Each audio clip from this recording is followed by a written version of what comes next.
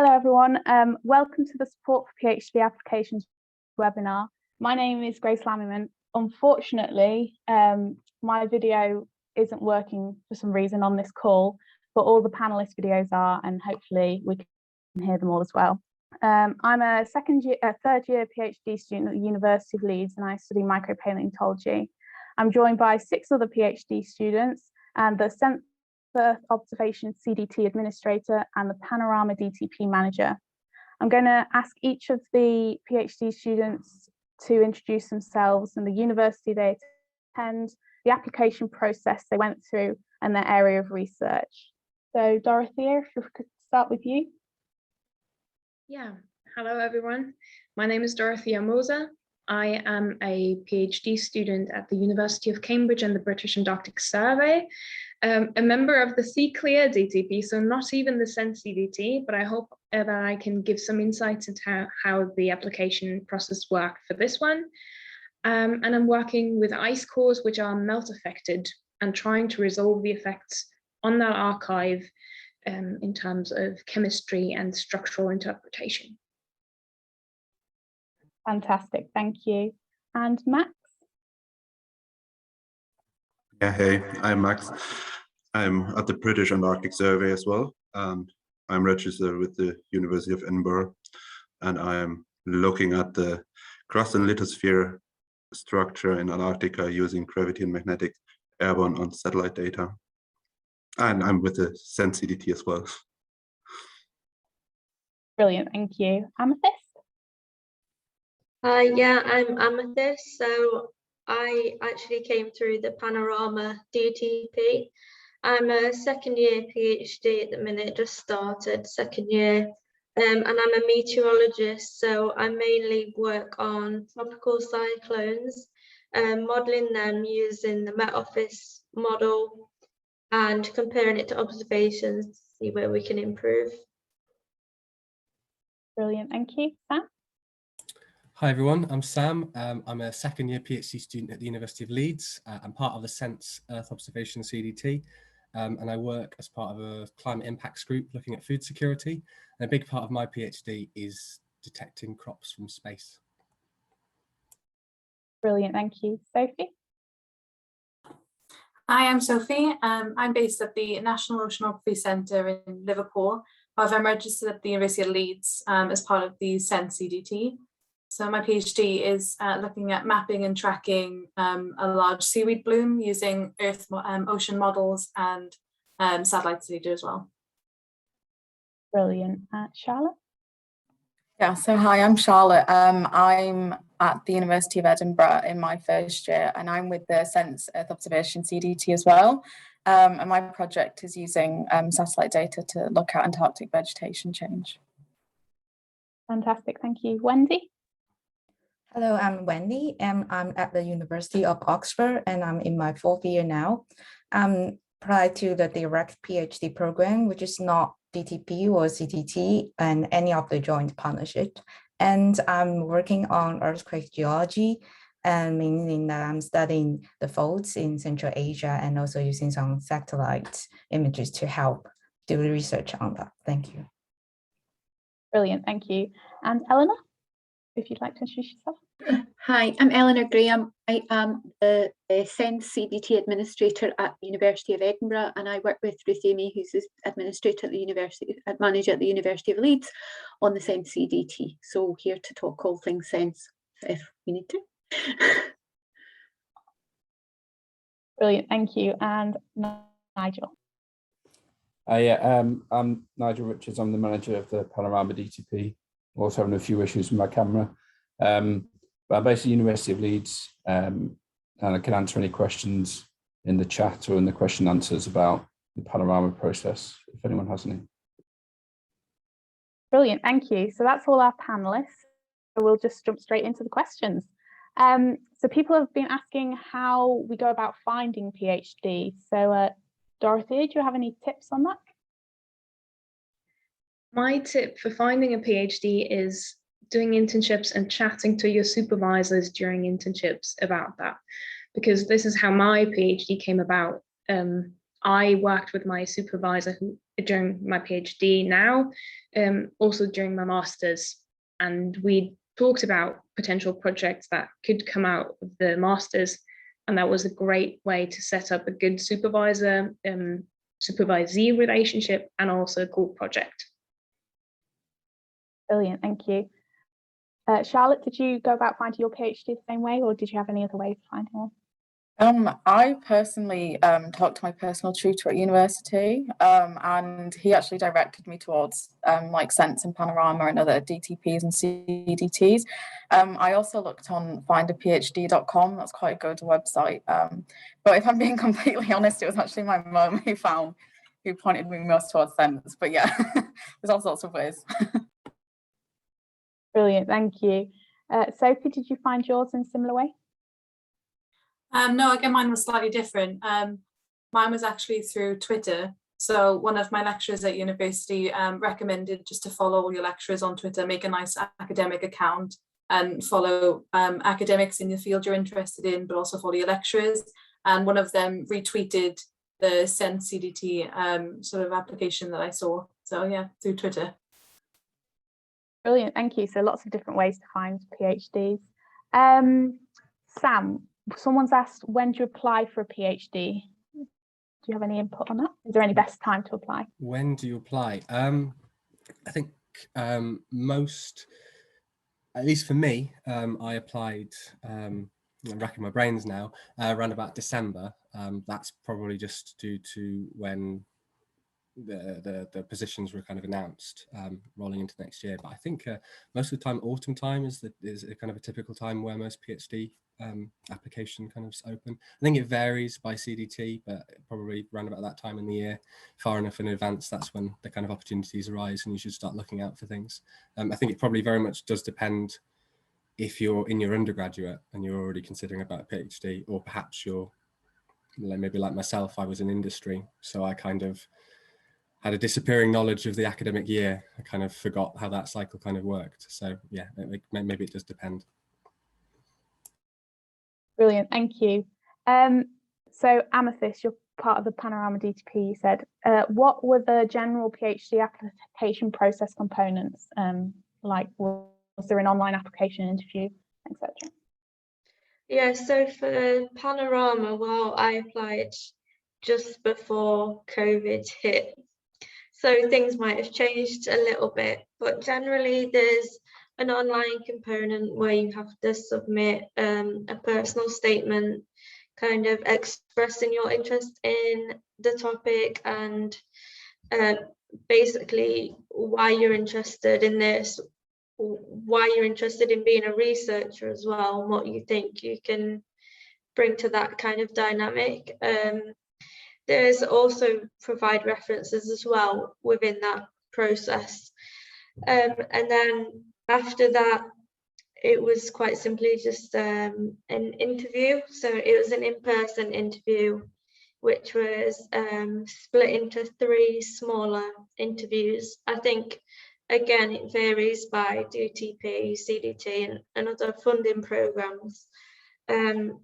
But yeah, so there was 3 small interviews, only about 15 minutes each, throughout one day. And then from there, that was the whole process. So it was application, statement, references, and then some interviews. But I would also recommend speaking to the supervisors too before you apply. Just to, if you don't know them already, just to make sure that this would be a good fit for you and that you like them as well, and that you are really interested in their topic area, because sometimes these titles can be a bit vague.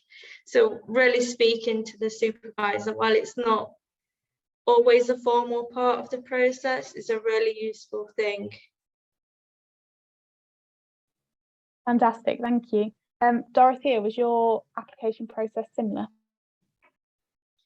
So it was similar in the sense that we had an online application first and then were ranked for interviews.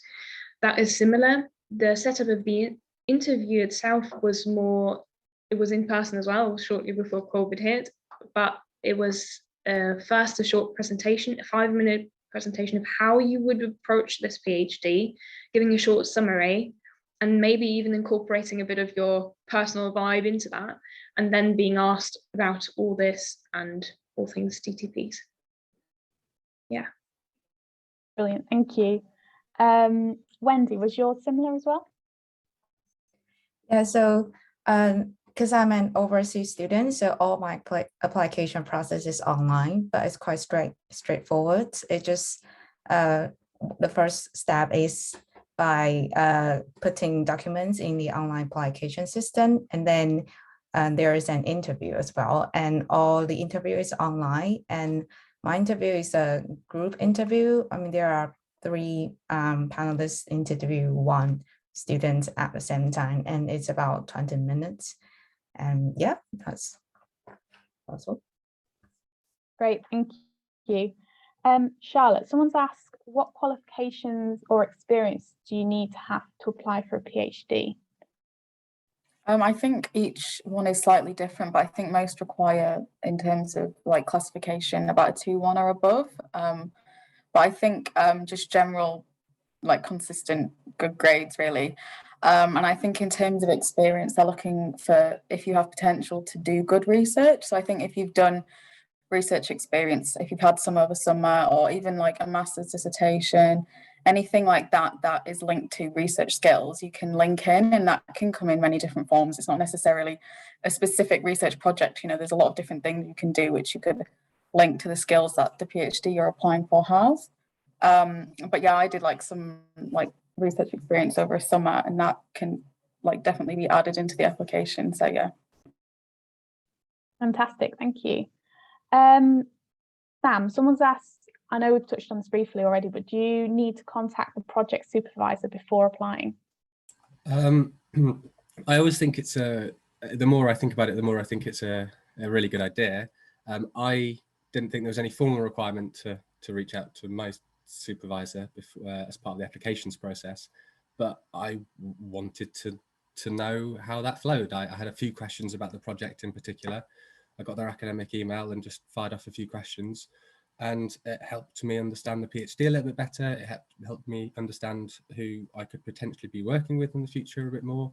And it's just a little bit of initiative that actually is a really, really nice part of the application that I think that you should always give a go. I don't think your supervisor would be put off at all by any inquisitive emails by people, you know, paying a bit of attention. I always think it's a good idea to do and give it a try. Great, thank you. Sophie, someone's asked on tips on what you should do before applying for a PhD. So I probably think it's just research that field. I think you're going to be spending sort of a best part of 4 years just working very hard in that very specific field. And if you don't particularly like it, then it might be a long 4 years. But obviously they're so varied in what you could do. It's maybe just either doing your undergrad, wherever you are in sort of a stage of life, just having a read through some papers in that field of any particular sort of most prominent academics in that field, read some of the papers. Or if there's any advertised PhDs, maybe read some papers from the PhD supervisors, see what kind of papers they've written about it, what direction it could take you in.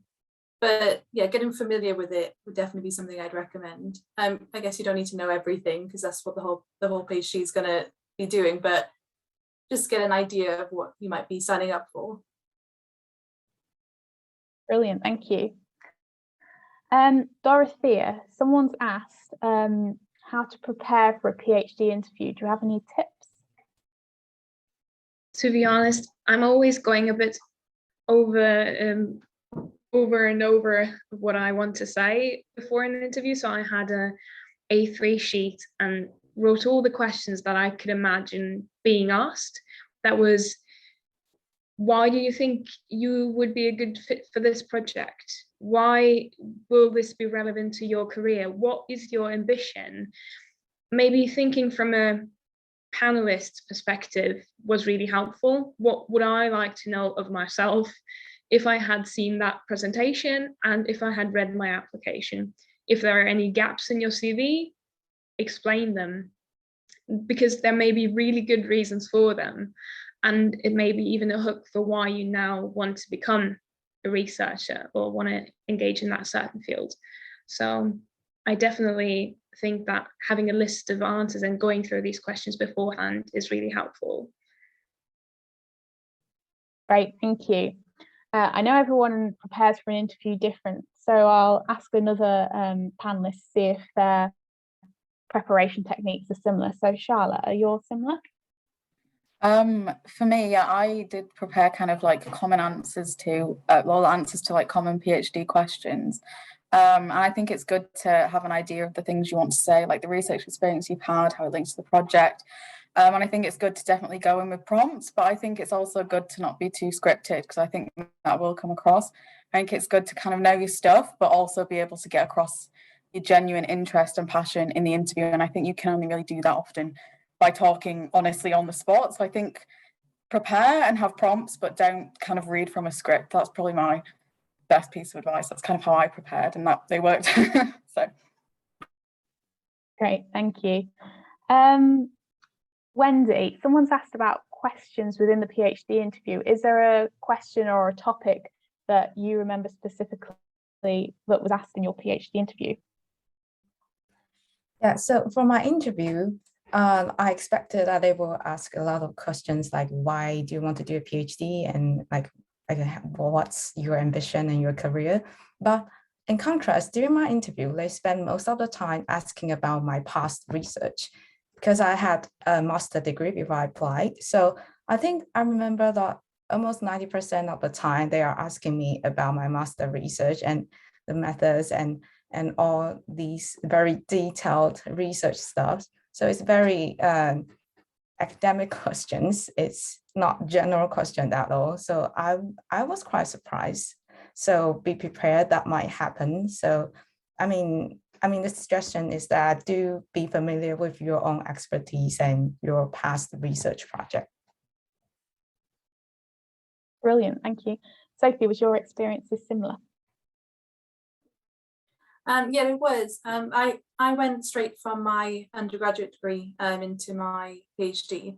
So, but yeah, I was still sort of asked about my past research. So I was discussing what I did for my dissertation project, but then also what skills from my past research would transfer to my PhD. So what could I use to then explore my PhD topic further or add to the PhD proposal. So that as well, I think is something you should probably prepare. I think you probably couldn't make up on the spot what your past experiences are that would enhance the proposal that's sort of pre-written. But it definitely helps you sort of show your passions as well, sort of explaining, oh, well, actually, I've got these skills that I would love to enhance and I'd love to work on more. And this is how I could do it in this field. But yeah, so I guess kind of similar, but slightly different still. Brilliant, thank you. I'm going to ask everyone the next question. Someone's asked, what questions do you ask in the interview? Dorothea, I'll start with you. So first of all, one of the questions I was not prepared for was the question, do you have any questions? So this is something also to keep in mind, especially for the end of the interview, if there's anything you want to know. And then I think one of the questions I was asked was about my paper that I published beforehand. And that was something that I prepared for by bringing a printed version of it and being able to point out certain details in the methods. I think that was something that was specific maybe to my project and my background, but anything in that regard, I think is worth preparing for. Brilliant, thank you. Amethyst, are there any questions that you think viewers should ask in their interviews? So one thing important to me is networking in science is really important. So I'd had experience before going to conferences and presenting my work. So this was an important part, really asking what conferences to expect I will go to with this PhD, because there are so many around the world and you really want to be meeting the leading people in your field. aside from the supervisors. So you need to ask that. But in terms of my PhD, a lot of them in earth sciences are quite data based. So I've done a lot of previous work with meteorological reanalysis data, and I was interested in what kind of data I would be using in the future, because I knew there were certain things that I wanted to develop my skills in. So I knew I wanted to work specifically with weather models and forecasting. So it's just as much about you learning about the PhD than it is about them learning about you. You need to think, actually, is this a good fit for me? It's not just about them figuring out whether they like you. It's got to be a two-way street, because ultimately you've got to pick the PhD that you're going to enjoy for the next few years. So I think they're my two main things. What conferences do you expect I'll be going to with this PhD, and what kind of data do you think I'll be using? Brilliant, thank you. Sam, do you have any questions that you'd ask in an interview? I think I asked two questions at the end of my interview. I think the first one was the University of Leeds and CDT question about the training needs assessment, about how the training was offered through the CDT and what you had to do from a university specific basis. So I just wanted a little bit more detail about that. And then secondly, I think I just asked about opportunities to demonstrate. So I really like the teaching aspect, and I wanted to know whether I could only demonstrate in my department, or I could go to geography or physics or computer science, like how constrained was I? So I think I asked a question something along those lines as well. Yeah, just while I had the opportunity of having everyone in the same room to pick their brains, basically. Yeah, brilliant. Sophie? So I think the question I asked was slightly different, but I sort of asked about the funding length specific to that CDT. So I think it was just quite important to also know, because if you apply to a few PhDs, you might get accepted hopefully to maybe more than one.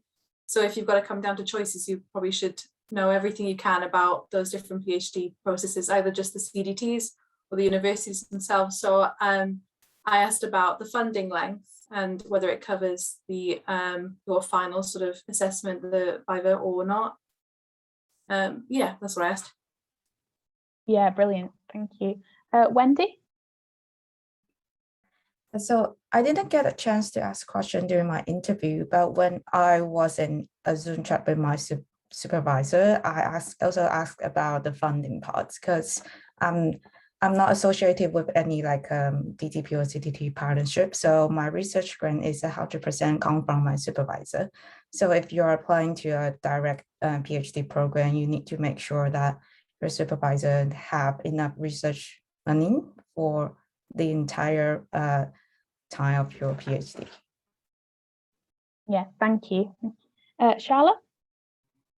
Yeah, I'm trying to think. I think I only asked one question, and I think I asked about the case partnerships, because some projects have case partnerships and some don't, and the project I was applying for didn't have one. So I think I just asked, you know, if I'd get one, or how that process works, because I know there's an industrial placement embedded within the Sense funding, and I wanted to know, you know, how that worked, if you go to a case partner, or if we get allocated elsewhere. So I kind of asked about like the industrial placement and how that links to case partners, and what really case partners are. That's kind of the question I asked. Yeah, brilliant. Thank you. Dorothea, someone's asked if there's anything they can do to give themselves a better chance at getting a PhD position. That's a good question, to be honest. I think a good assessment maybe to do before you're actually applying and to bring yourself in the best position is to assess whether you really want this, and whether this is the right time, and whether you consider yourself ready. I know that I applied for my PhD once and didn't get it, and when I look back on it, I understand why I didn't get it the first time. And then I reapplied and I felt more confident. And I think that was a really crucial key to the success in the end, that I felt more confident in my expertise and went in there with a bit more of a different attitude of I can do this and I really want this. So that was a definite key for success. Brilliant, thank you. Amethyst, someone's asked, can you apply for a PhD straight after your bachelor's? Yeah, so that's what I did. So I applied for my PhD when I was in the third year of my bachelor's degree. And I think what it comes down to, because you have to remember that you need to be competitive. And a lot of the people applying will have industry experience, they'll have masters and other research experience too. So you need to think about exactly what you can bring to the table and your experiences so far. So the most important things about that, most people will have done a third year research project for their bachelor's degree, but you've got to tease out what other skills have you gained during this degree. So I did a research project as a side to my degree, so it wasn't graded or anything. So I self-taught Python and did an analysis of some weather patterns over Europe. And I think, while it didn't even result in a paper, it gave me so much research experience that it gave me a competitive edge. So you really need something behind you that can make you competitive. I'd also say, if you really want to do a PhD and maybe you feel you don't have that, you can still apply and then maybe also look at doing a master's as a fallback. Then once you've done the master's and you've gained that extra experience, then you can apply again. But you really have nothing to lose by applying straight after your bachelor's. Fantastic, thank you. I think I'm going to ask this next question to everyone because I think everyone might have varying answers. But Wendy, I'll start with you. How do you choose the right university for you? Sorry, the question is that how do I choose the right institute? Yeah, what sort of things do you look for? Yeah. So at first I listed the university that I will be interested in, like join, and then I started to search on their website to see if there are any faculties that are doing research that I'm really interested in. Yeah, that's how I started, and I tried to read some papers that they recently published, and I also like email those people who I want to work with directly. And I think this is a very important step to like contact with your potential supervisor before you apply. And there's nothing to lose to contact them. If they say no, you can save your time for that score. And if they say yes, then that's great. So I would definitely recommend to contact the potential supervisor first. Brilliant, thank you. Sophie, how did you know you wanted to go to the university you attended? So mine was more focused on the sort of the field I want to do, because it's sort of a slightly niche field. But there was a few sort of different institutions offering a PhD in that sort of field. So that's when then I started to, out of the options I had there, then looking at, okay, where are they located? And do I like the area? Because I don't live sort of typically within like the university or near the campus. I sort of live out. And is the commute going to be okay? Like, what is my day-to-day life going to be like at this institute versus the other ones? Because I think 4 years is a long time. So it's going to be a big chunk of your sort of the start of your academic life. And you want to be able to enjoy the work and outside of work too. So I think the location is a lot more important than I think you'd initially think. Yeah, brilliant, thank you. Wendy, just going back to you, because I know you said you'd had prior contact to your PhD supervisor. Someone's asked, what's the best way to get in contact with your potential PhD supervisor? So at first, I just sent an email to them, and I also attached my CV. And if they are interested, they will reply. And I will also ask if we could have an online chat. And yeah, and I think, and during the chat, I'll try to like understand what he or she is doing right now, and what my research will be like if I really join their team. And I will also, like I mentioned, ask about the funding, because that's very important.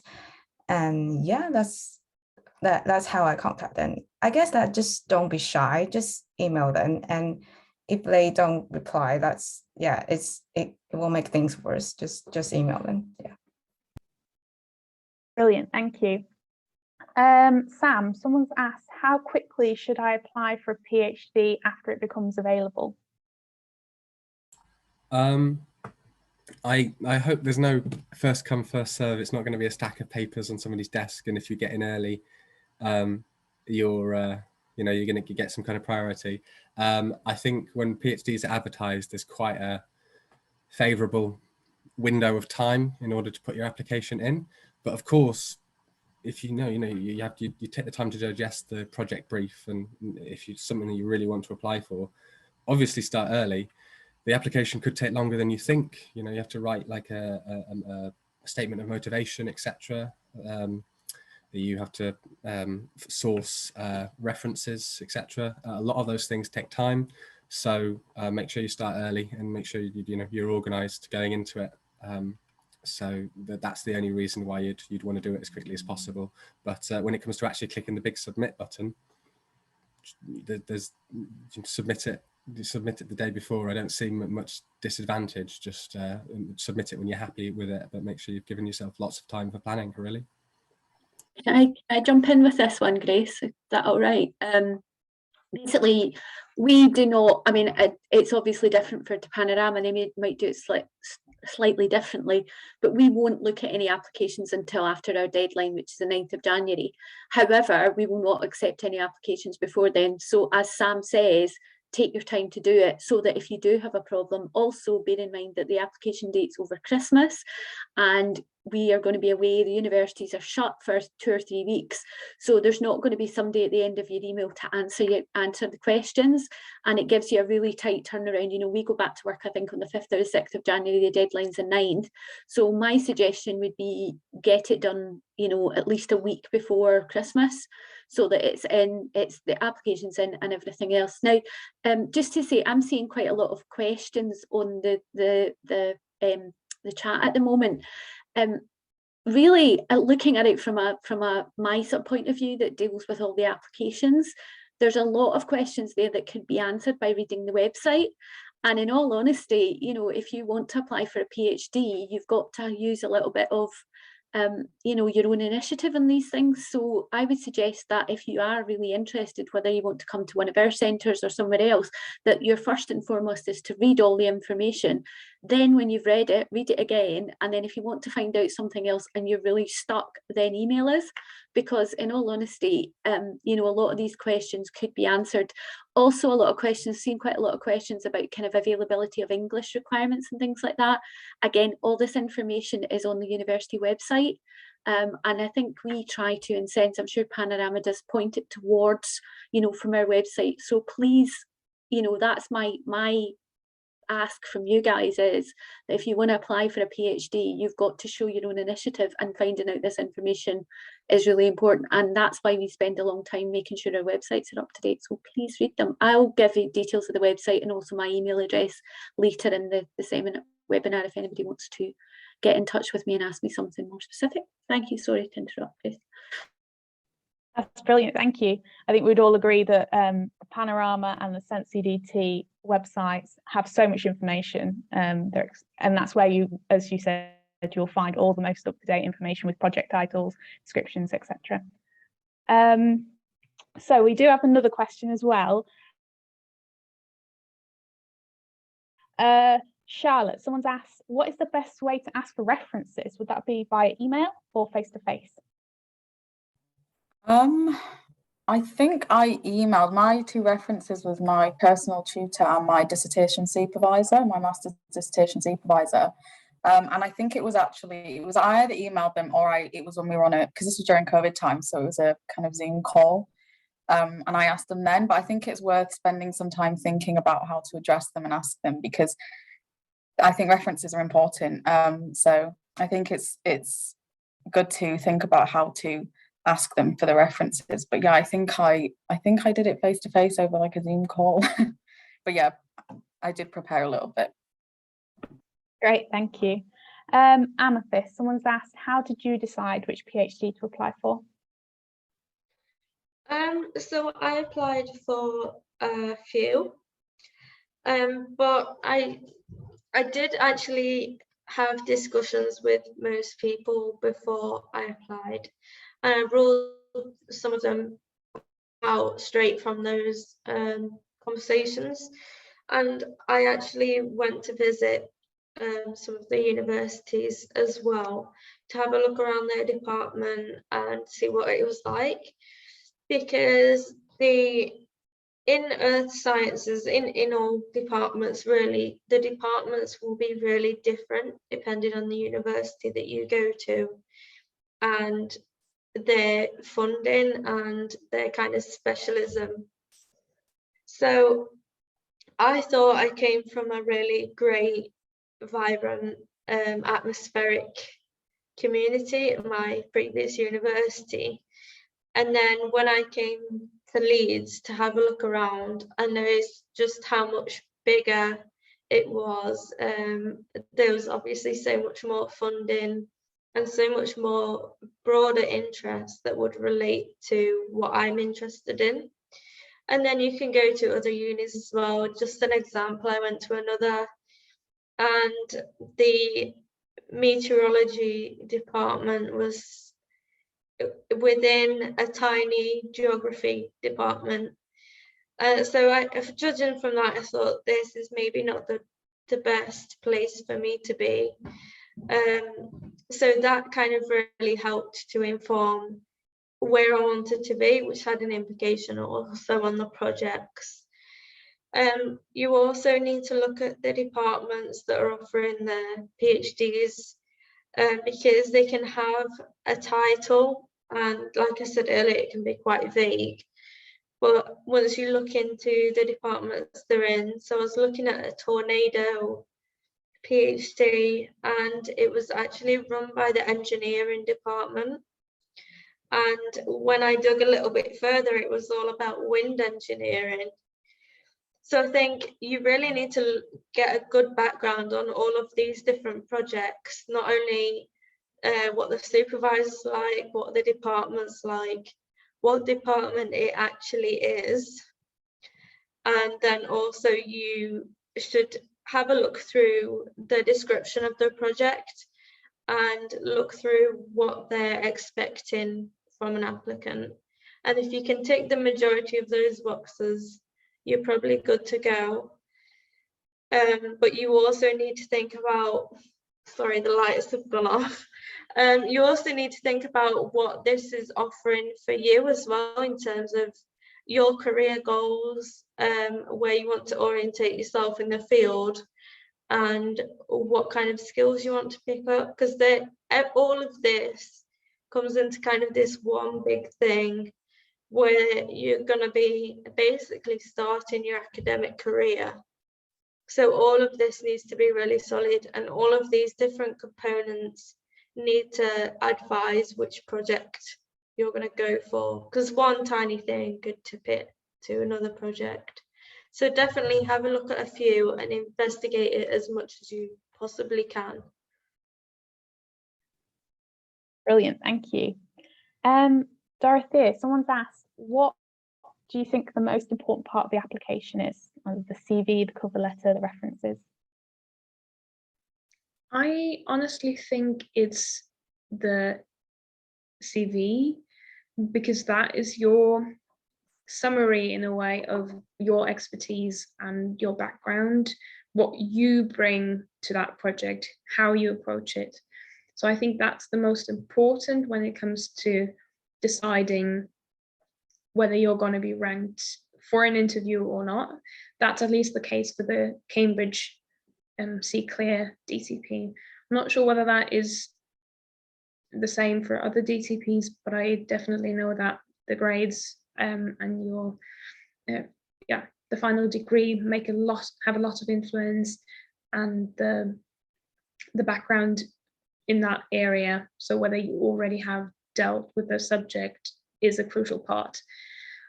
That's why I think the CV is really important, but when it comes to the entire application process, I think the interview is where you are either able to sell yourself as a good PhD candidate, or the journey ends there. That's how I think about it. Brilliant, thank you. Sam, someone's asked, is it difficult to get a PhD if you don't have any research publication? I wouldn't expect too many people applying for a PhD to have many publications or any under their wing, so I wouldn't fret too much about that at all. I think, of course, things like that could be a bonus because they show you're working in research already, but no, it's not a requirement, of course. Brilliant, thank you. Going back to CVs, what would you think the most important thing to make sure is on your CV is, Charlotte? I think that's quite a difficult question. I think that's quite hard. Probably, I'd say research experience. I think what you want to do is kind of gear it towards an academic CV. So I wouldn't really like hone in on extracurricular. All that needs to be there. I think mainly just the experience and skills you have that are relevant to the PhD and why you'd be a good researcher is probably the most important thing to focus on. Or that's certainly what I tried to focus on in my CV when I had to update my whole CV because it was completely unacademic when I was applying. So yeah, update it to a more academic one is probably why. Brilliant, thank you. Wendy, someone's asked whether when picking your PhD, does it have to be a very specific topic, like maybe what you did for your master's, or can it be broader in other topics similar to maybe what you did your master's, but not exactly the same? So it doesn't have to be related to your master or any of your past research. So in my example, I did my master in sort of the geochemistry field, but my PhD is about more like geophysics and like tectonic things. And so I think it's totally fine to apply to a project that you haven't done before and it's different from your previous field. Yeah, brilliant, thank you. Sophie, someone's asked, what's the best way to get prepared for the PhD application in general? So I'd probably say is start early if you can. One with just the researching different PhD opportunities, but two is getting the CV sort of sorted, because I think most of these sort of PhD application times sort of come around Christmas. And then I think depending if you're doing a master's or just generally or just doing your undergrad, it's a busy time, exams, other commitments, just Christmas in general. So having to then have the stress of completing and submitting, getting references in for an application, although I feel like a bit hypocritical because I only found the Sense sort of application about 2 weeks before the due date. I saw it on Twitter and then I had 2 weeks to get everything in. But luckily it was in a similar field to something I had already applied for another PhD. So I didn't have to tailor my sort of personal statement or my CV too much, but I do tailor them to each specific one. I think that's quite a nice thing to do, is tailor them to every specific PhD and institution you do. But yeah, luckily I managed to get it in all the time, but it was very stressful. So I would recommend, if you can, prepare early, even if you just get your academic generic CV sorted before you even have an idea of where you want to go with your PhD, or if you want to do a PhD at all. Having a nice academic summary of your sort of career and journey so far early is definitely, it takes a weight off your shoulders when it comes to applying. Brilliant, thank you. Sam, would you have any general tips on how to prepare for a PhD application? We might have covered it before, but I think it was quite a simple exercise, but I still think it was really, really helpful for me prior to my interview. The basic questions that you know you're definitely going to be asked, which are, why do you want to do a PhD? Why do you want to do this particular PhD? And you know, stuff like, well, why this particular institute? They're important questions that perhaps are quite obvious, but actually just breaking them down and writing down the various different motivations and thoughts that come into your head on a piece of paper. I'm not saying being exhaustive and answer every possible permutation of question that they could ever ask you. Just basically get the main themes down at the very least, write it down, streamline your thoughts, and rehearse it perhaps with a friend. You know, you say, I'm applying for a PhD, I'd love to do a little quick test with you, have a quick conversation, because it means that when you're going into the actual interview for real, your brain's not going to lock up. When you get asked a question, you're going to have a confident answer, not scripted, but actually just one that you actually rehearsed, and actually you know you're not going to fumble over. And it just makes you a little bit more relaxed when it comes to the real deal as well. So I think that's probably the most important thing for me. Brilliant, thank you. Dorothea, did you have any tips for general preparation for the overall application? Yeah, I remember mentioning a few questions earlier, but something that I just remembered was that I prepared for the question, how would you deal with struggles? Because you're definitely going to come across struggles during your PhD. That may be even a part of it, intentional part of it, so that you grow in both character and knowledge. So I think maybe even asking yourself that question, preparing for that PhD interview, is also a good way to prepare for the PhD itself, because you might feel that the interview is a struggle, you might not feel confident, and maybe even asking yourself, where did I learn to overcome struggles? Where was I able to do something that seemed impossible before? Maybe even in research. That would be a good way to even prove it to the panelists that you have thought about something like this and don't think that a PhD is going to be smooth sailing. Brilliant, thank you. Amethyst, this is a similar question but slightly different.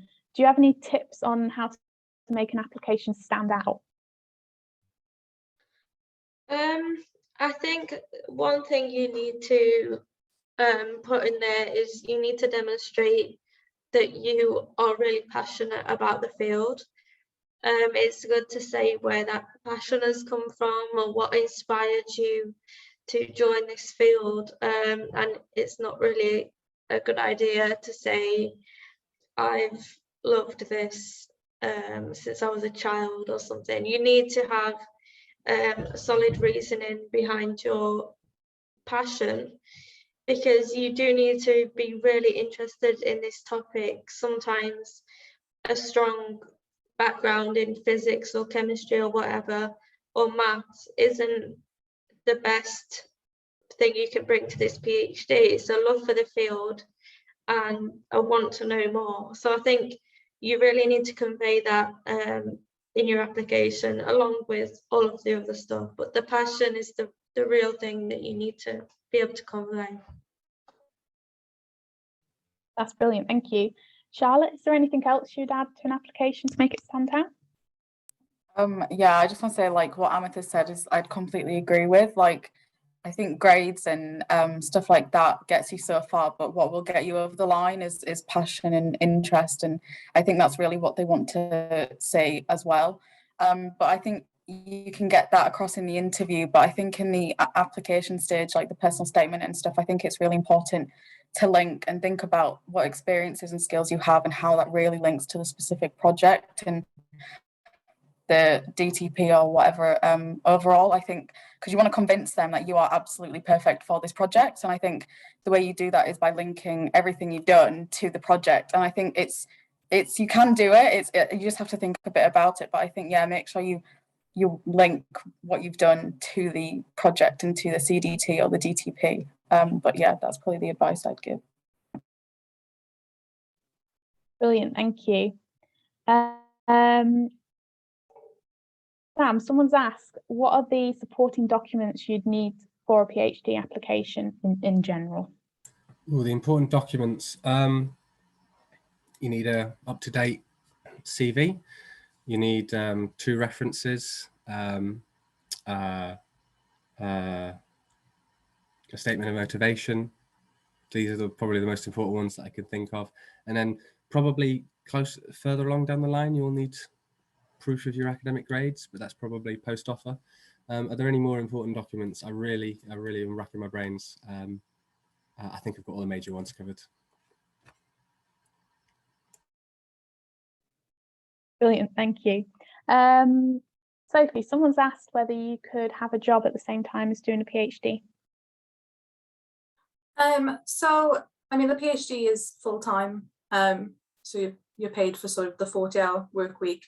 But I guess in your sort of free time, if willing, I think, and as long as your supervisor agrees, that's fine. There's demonstrating opportunities, which I guess would count as a separate job.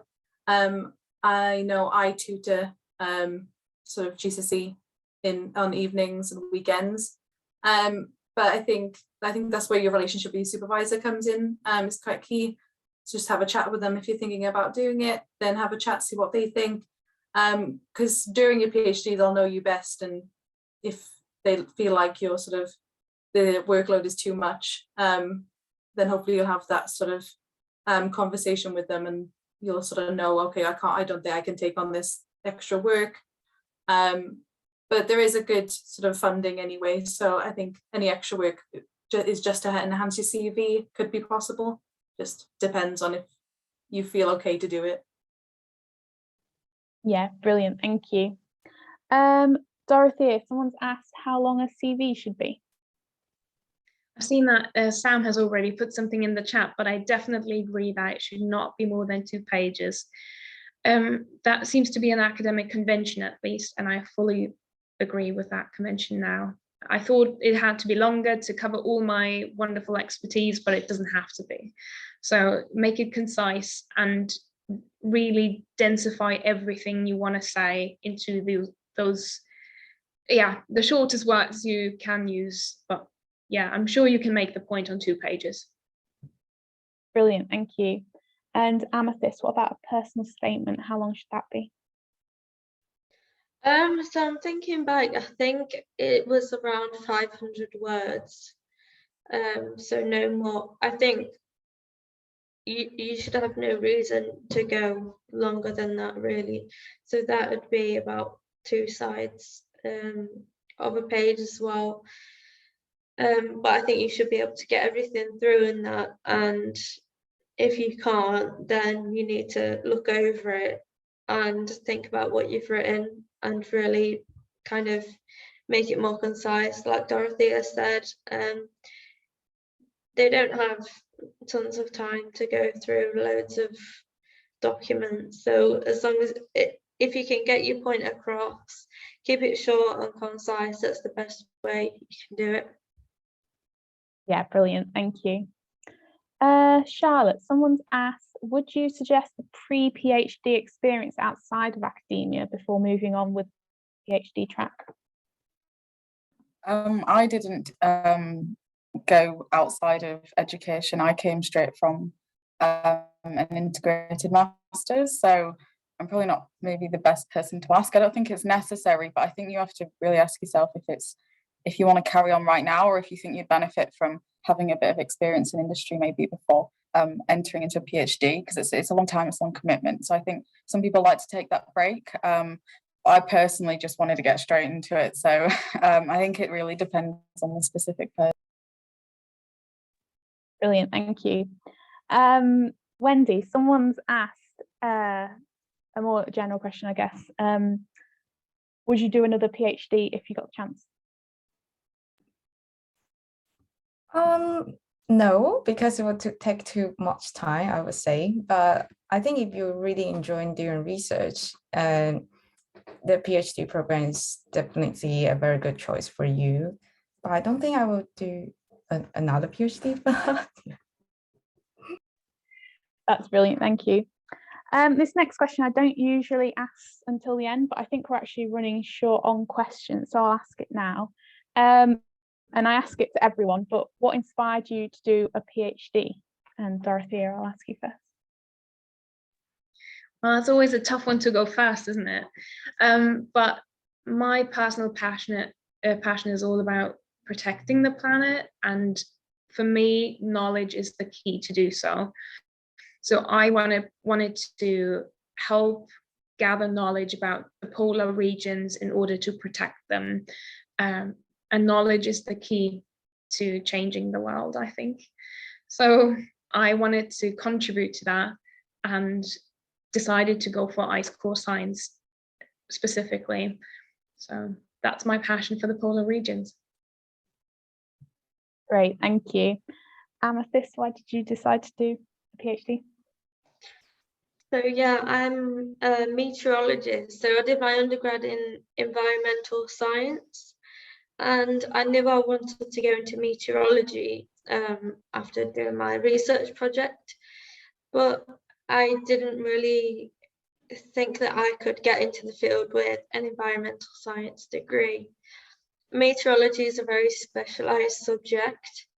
So I would go onto the jobs board, the Met Office and places like that, just to have a look at what they're asking in their job ads. And for the majority of high-level meteorologist positions, they are asking for a PhD. So I think in my field, it's very important, but it's a great advantage to have a PhD, and you can kind of, in the kind of system of meteorologists, you can, if you've got a degree in meteorology, you can kind of start at the bottom, but if you've got a PhD, you can start a little bit higher. So that's always useful, to kind of look at the jobs that you want to go into and see if you need a PhD to get on to that ladder. Brilliant, thank you. Sam, what inspired you to do a PhD? So after graduation, graduating from my physics degree, I worked in the Earth observation industry. I worked for a company for 2 years, working on a range of different satellite imagery based problems, but stuff that has a lot of overlap with what I do now. And maybe the satellite imagery, the Earth observation industry is a small industry in the UK, but when the Sense CDT launched, it represented a really nice boost from the UK government and a commitment that I just saw my project and I was like, wow, this is me on paper. This is something specific that I want to do. I love Earth observation and I want to build that into a long-term career. I'm going to apply for this PhD and I either get it or I don't. I was fortunate enough to get it. And then along with that, the specific things that why I like the PhD specifically, I got to do more of what I really like, but I'm focusing on a specific thing to do with like food security and climate change, which is a very tangible and pressing issue. And I also got to do all that demonstrating and the democratizing of work, etc., that perhaps couldn't have done in as much of a commercial setting. But also I get the best of both worlds as well with a case partnership. I get to work with Unilever and a company, and I still get to integrate and interact with the Earth observation industry. Just got greedy and I love the mix of everything and the opportunities it gives me. And the fact that the project brief was something that was definitely me on paper. Brilliant, thank you. Sophie, what inspires you to do a PhD? So I'm just a mix of things. I think the main thing is that I just really like trying new things a lot. I like learning all the time. And I think the PhD was sort of the best career path for that. So I can just continue learning more training, go to all the seminars with different sort of academics, and again, just learn more about a random topic. But then just furthering research in something I was interested in anyway, and then just learning more and more and more about something very, very particular just sounded very fun. So yeah, it's always sort of been a career path I've fancied. And yeah, that luckily it's living up to my expectations so far. So yeah.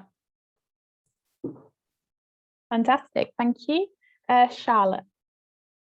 For me, really, it's just I couldn't really imagine doing anything else. It just seemed like the right step for me to take. And I think by nature I'm a bit of an overworker, so that also seemed kind of quite fitting that a PhD would probably be good for me. But yeah, I think I didn't want to leave education. I wasn't quite ready. I want to carry on learning about like the climate and satellite data in more detail, and that's always something I've been really interested in. So yeah, like Sam, when I saw Sense in the projects, I was like, this, it feels like it was made for me. It feels like it was written for me, and I just was like so excited to apply. So I think I always kind of knew it was something I wanted to do, but when I actually saw the specific CDT and the projects, I kind of just jumped on it straight away. Fantastic, thank you. And Wendy, what inspired you?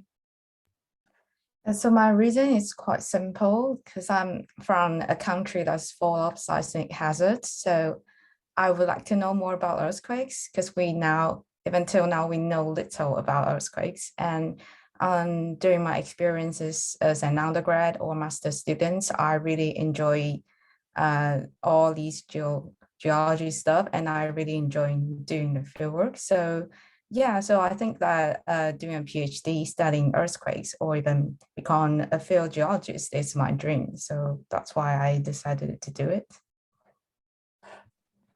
Brilliant, thank you. Another question has come in, and again, I think I might ask everyone this, but what are your plans after PhD, a research or an industry job? Dorothea? Oh, there's a lovely memes online, which I just remembered, and that's why bother someone already crippling under the pressure of a PhD with bothering about next application. And it's lovely. So that's something I currently think of. But if you ask me now, I would prefer staying in research and continuing the work that I'm currently doing. I really enjoy my group here. It's a lovely team, the best supervisor ever. And yeah, it's just the field I'd like to continue working in. So why not stay in research? Brilliant, thank you. Amethyst? Yeah, so I'm also very interested in my field, as probably most people here are. The major centers for hurricane research are in Miami, and they offer postdoc opportunities. So I'm in second year now, so I'm trying to wedge my way into their minds. And hopefully at some point I'll end up doing a postdoc there. That would be a goal of mine. Also, there are some other universities dotted around that kind of region in the US who do a lot of hurricane work. So I would like to, I guess, carry on research, even if it's part of an organization, because it's not a technically postdoc opportunity. I'd like to continue researching, but I'd like to broaden my connections more. So really get out there and start learning alongside other people, because in one research group, people have certain ideas, but the scientific community is so broad. So I'd love to go and experience that from another perspective. Brilliant, thank you. Sam?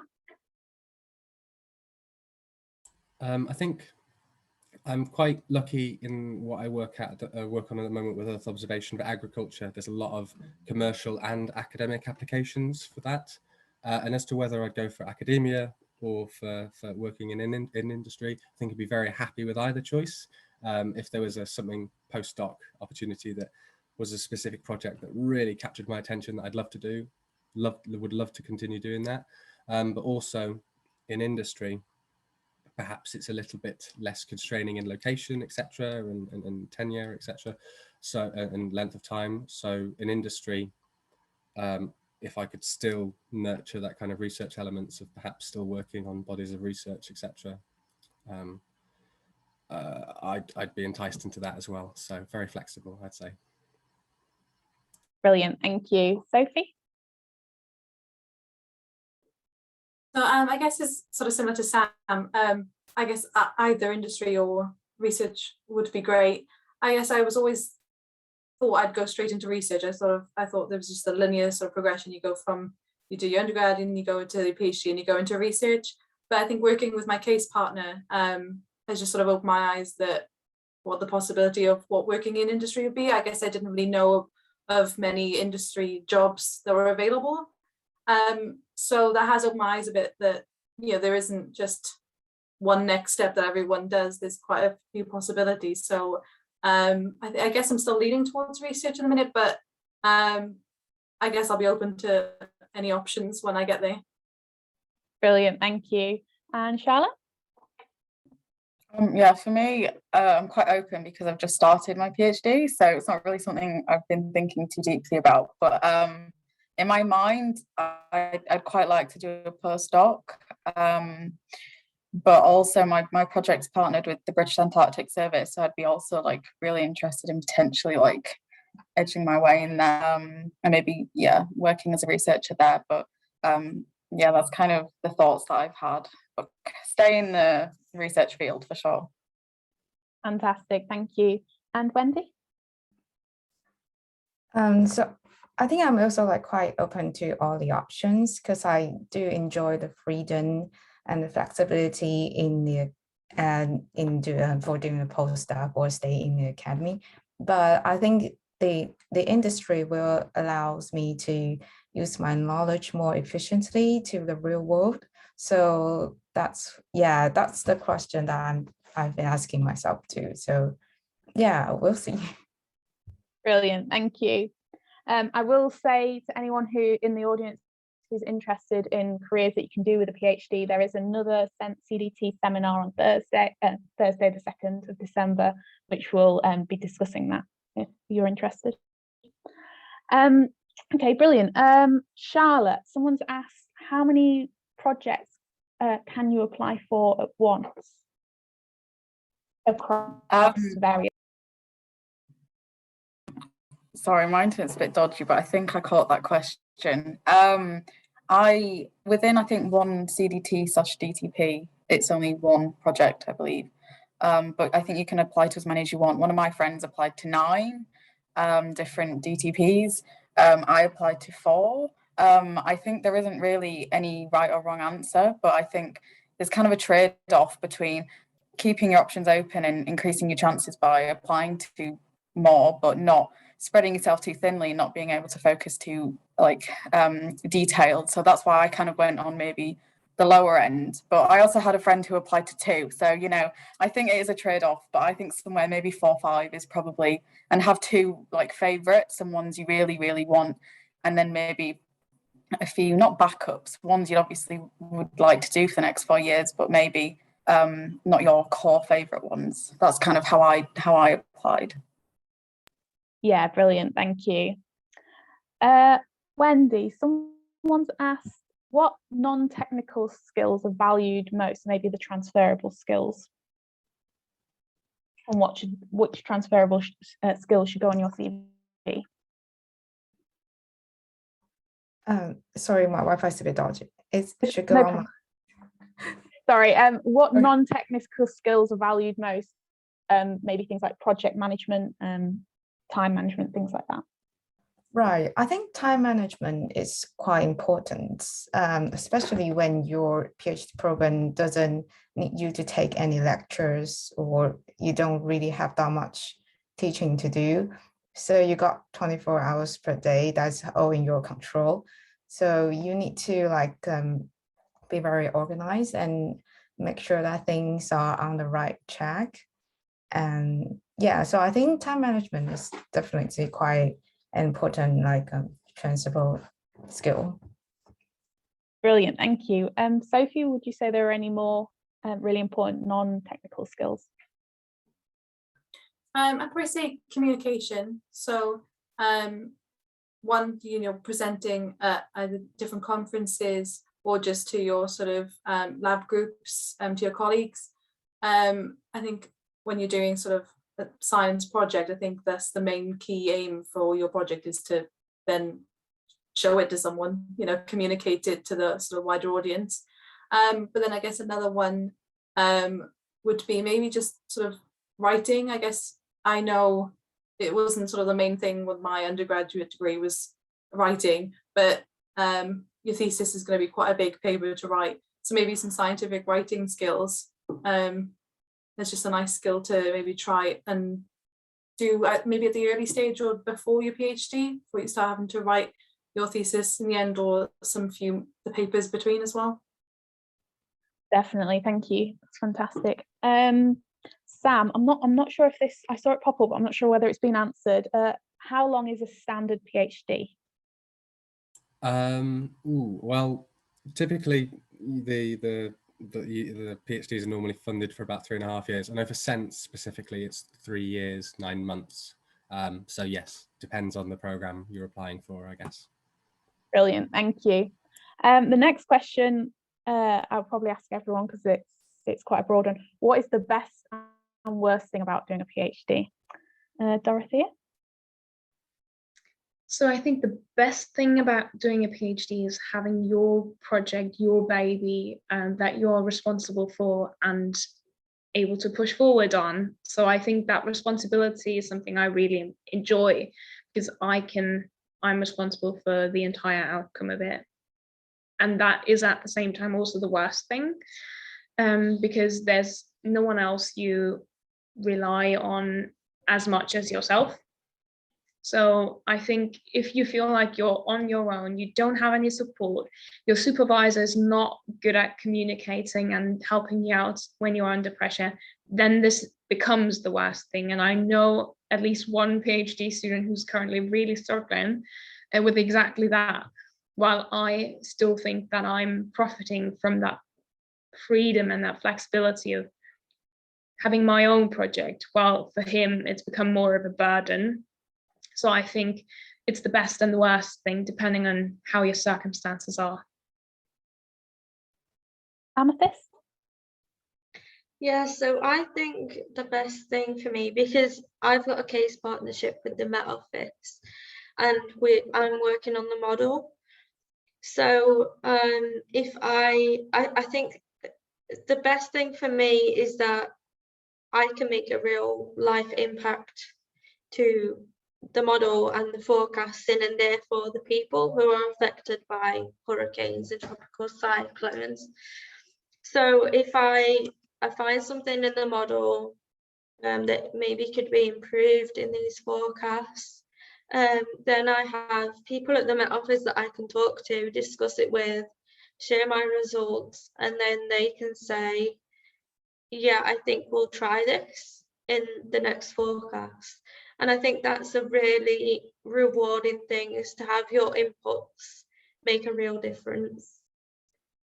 But in terms of the worst thing, I think because you're getting into this field where you are the specialist within your department, even in your field, you're likely to be more of a specialist than even your supervisor, especially by the end. So if you have frustrations or anything through the course, I mean, you can talk to your supervisor, but it's quite isolating to know that you have these issues, like something's going wrong in the project or whatever. And because of the scientific complexity of that thing, it's really difficult to then vent to your friends or family or something, because you have to explain every single part, and it kind of breaks the whole rant down because you have to explain everything. So I think that's the worst part. It can be quite isolating being this in a position of more expertise than anyone else that you would speak to on a regular basis. Brilliant, thank you. Sam? For sure, the best thing about a PhD is you're working in a group of really nice, exciting individuals on some common research with a primary motivation that you're pushing the field forward to not necessarily sell something or anything like that, but to actually just push the field forwards and make something and develop something new. Think of new ways to approach things, new kind of developments like that. I find that just really exciting and motivating to be able to immerse yourself with colleagues like that. Worst thing about PhD, certainly the majority of your PhD happens in here, in your head. It can be very isolating. You've got to take the initiative and be organised yourself, because it's only you that can get to the end of the PhD, which is what you do.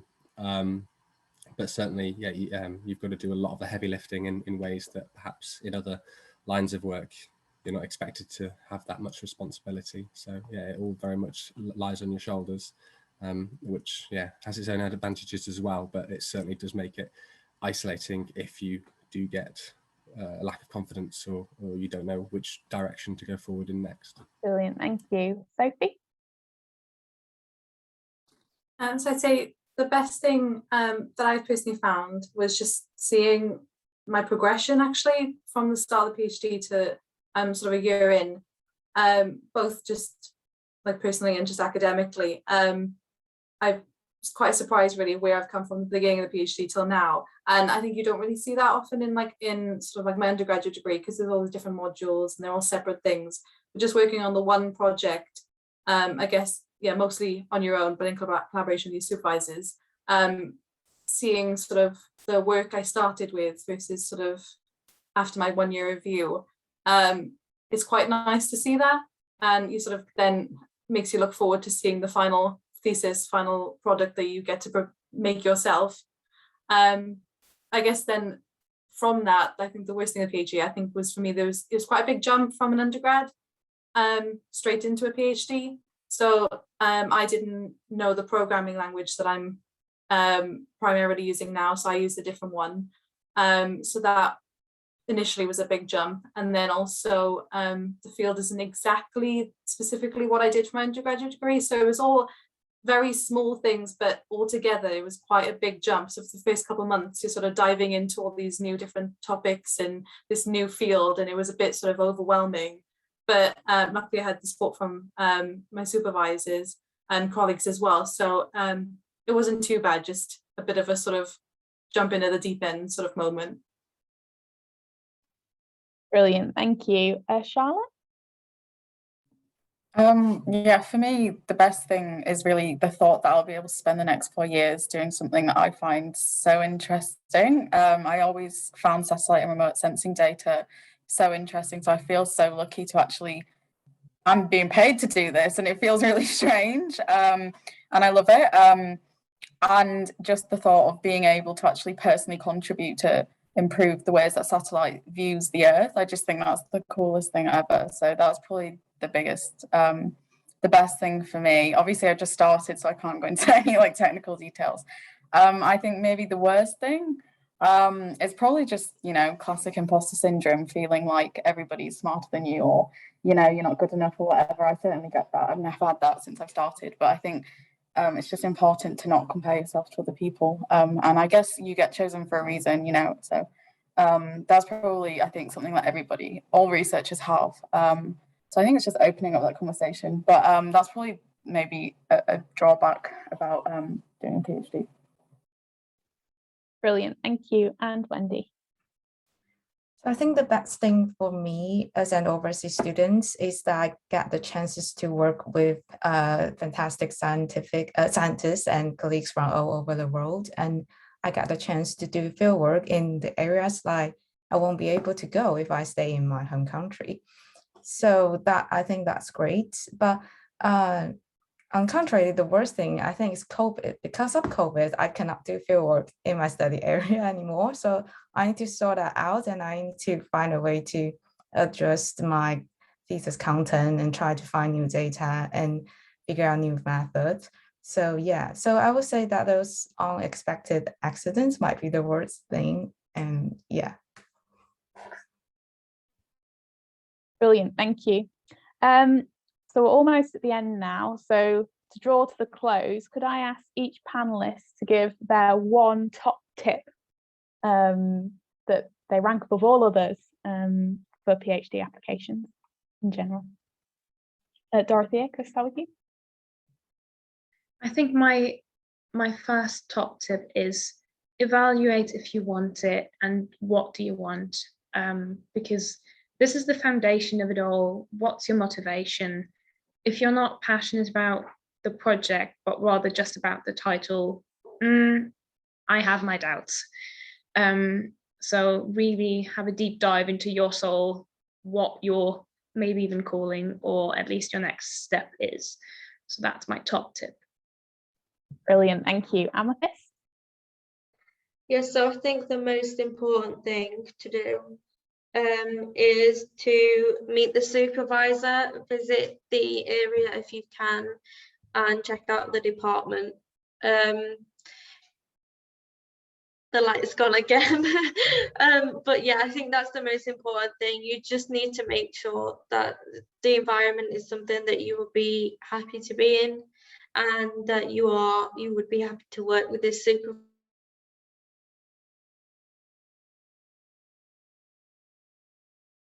Oh dear, technical issues. Sam, shall we move on to you and then come back to Amethyst? Want to Wi-Fi stuff? 3 or 4 years. Sorry, Amethyst, your Wi-Fi dropped out, so we didn't. Oh, sorry. Yeah, I was just saying the most important thing is to go and visit this area, meet the supervisor, and I think that's the most important part, to just make sure you be happy in that area working with that person. Brilliant, thank you. Sam? Yeah, my top tip is be excited about what you're applying for and make that show, so that your excitement will manifest in many ways. It could display the confidence that when you approach your application, how relaxed you are, how you get, when you think about the people that are recruiting you, they want you to come to their university and be happy and live there for that period of time and really integrate, and they'd want you to enjoy it and make sure that you're applying for a project that really captures your attention. Don't be too strict and restrict what you're saying, and you have fun getting it across about how much it means to you and what kind of ideas and little directions that you see your future and the kind of different things that you want to try and get excited about, because I think that's a really, really big positive. Brilliant, thank you. Sophie? It's probably similar on the same routes as everyone, but talking to your supervisor is so important. I know when I was applying, I sort of last minute saw this Sense one. So I only was able to contact my supervisor sort of after the new year, so after I'd already applied, but we still had a good chat about everything. We had that sort of about her career, what has led her to wanting to do this field versus mine as well. So we had a great chat about everything, and it made me feel a lot more confident going into the interview, especially. But also other PhDs I had applied for, I think most of them I got really interested in all the different subjects just through speaking to other academics who are also really passionate in this field. And you also find out, actually, I don't like that field so much after talking about what you're doing, what other, and reading some of the papers about it. There's been a few fields where I thought I was really passionate about, but when it came down to it, I was like, actually, I don't think I really like that. Like, I think I started off wanting to do more like marine biology rather than what I'm doing now. And I realized now I don't actually like biology, it turns out. So there's a lot of roads you can accidentally go down, but just talking to people who know it, off the back of their hand is probably the best source of information you can get. Yeah, brilliant. Thank you. Charlotte? Yeah, I think for the application process, it's probably just convincing them that you are the best person for the project and you should get a place. And I think that is really by linking your experiences. But I think, yeah, otherwise it's just showing your passion, really. I think it's underestimated a lot of the time. I think we're all here ultimately for the same reason. We love doing research and understanding the earth a bit better. And I think just being honest about that will really come across. rather than just writing what you think they want to hear. They don't write what you want to write, and I think that will get you a long way in your application. Yeah, fantastic. Thank you. Wendy? So my first tip is similar to what Charlotte was saying. So I think it's quite important to know that the university or the department is not looking for the best candidate, but the most suitable one for them. So make sure you do make yourself look like the most suitable candidates for your program. And the second thing that I want to say is that you should do your best for all the preparation, but still remember that it's sometimes just a matter of luck whether you will get in or not, and your life will still be wonderful if you don't do a PhD. So don't be that like stressful. Or yeah, thank you. Brilliant, thank you. Well, I'm going to draw this session to a close now, as I don't think there are any more questions which we haven't answered. So I just want to say a huge thank you to the panelists and to Eleanor, Max and Nigel, who have been answering your questions and answers in the chat. And thank you for you all for coming, and we really hope that this will help with your PhD application journey. Thank you. Thank you very much, everyone.